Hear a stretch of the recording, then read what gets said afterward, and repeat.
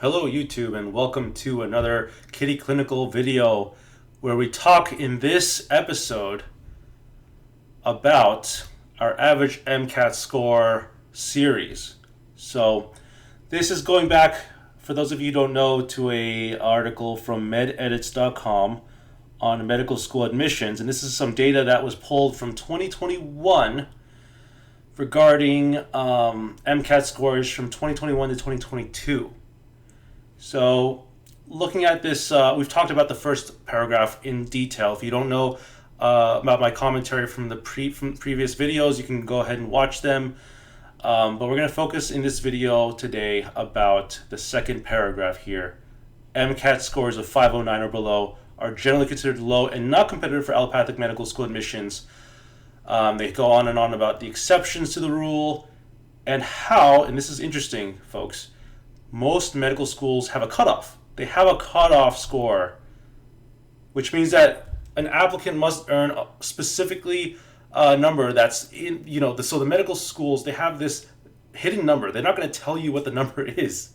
Because if they told you the number, then everyone would kill themselves to get that number, right? I mean, you're already killing yourselves to get a really high MCAT score.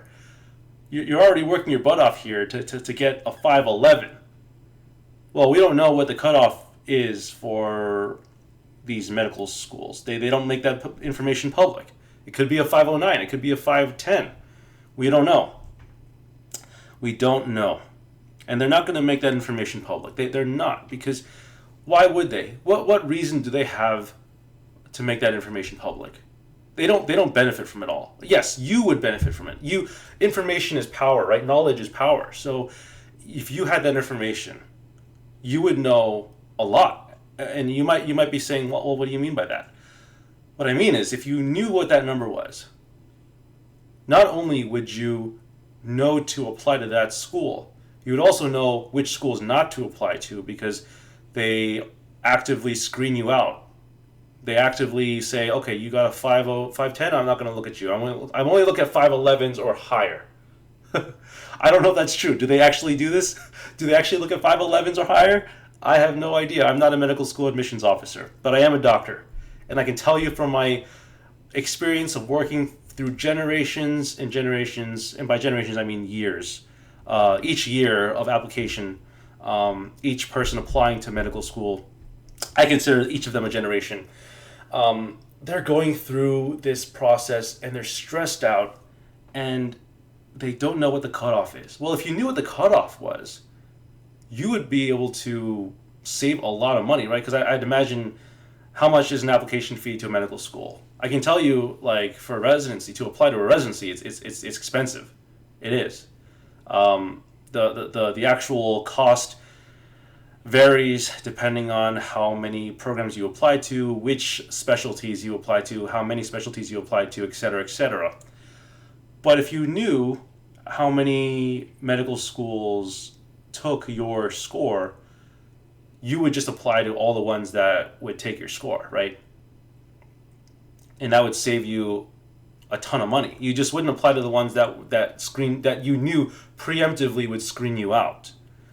So knowledge is power, and the threshold for each medical school has a threshold of which applicants they will take.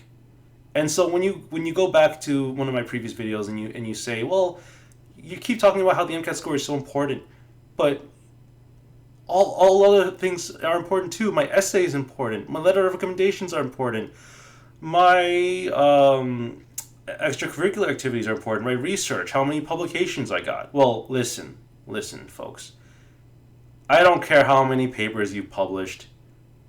You could have gotten 20 papers published as a freshman or sophomore in college. I don't know how these people get all these publications. First of all, I know that's a big thing right now with college. How getting published is a big deal. First of all, I've gotten my own publications as well, but getting published as a college student, come on, it's hard. If you've done it, then good for you. I mean, all the power to you. But I think I only got one paper published in college. because they don't make it easy to do that. And so when you talk about, who's doing all this, like all these people are applying to medical school with all these publications. Well, listen, you could have 20, 30, maybe even 50 publications, but if your MCAT score isn't high enough, the medical school will screen you out. And that's why I say 511 is a big deal. To a random average Joe, it's just a number. But to a medical school admissions officer, it could mean whether or not you become a doctor. And therein lies the question, how big of a deal is the MCAT? What score do I need to get into the medical school that I want to get into? And they're not going to make that information public, so you shouldn't even have to stress out about it. You should just try to focus on doing well on the MCAT. Try to get as high of a number as possible on the MCAT. And remember, hard work pays off. Don't sit on this. Don't let your book smart take over. You know how people do like cruise control on a car? Don't let your smarts cruise control you through the MCATs, because hard work is what gets you there, not book smart. And if you have any questions about that, I'd be more than happy to answer in the comments down below or in a future video.